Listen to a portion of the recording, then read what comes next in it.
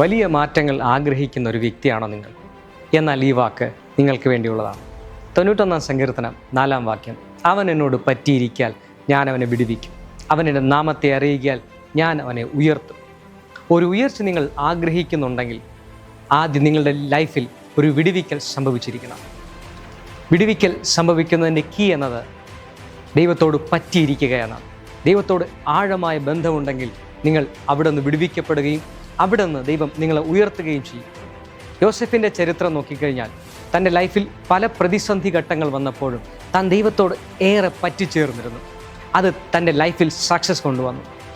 സഹോദരന്മാർ തള്ളിയപ്പോഴും പോത്തിഫറിൻ്റെ ഭവനത്തിലാണെങ്കിലും ഇവിടെയൊക്കെയും താൻ ദൈവത്തോട് ഏറെ പറ്റിയിരുന്നു.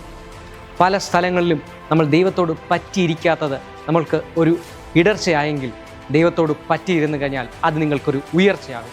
ദൈവം ആഗ്രഹിക്കുന്നത് ഇടർച്ചയല്ല, ദൈവം ആഗ്രഹിക്കുന്നത് ഉയർച്ചയാണ്.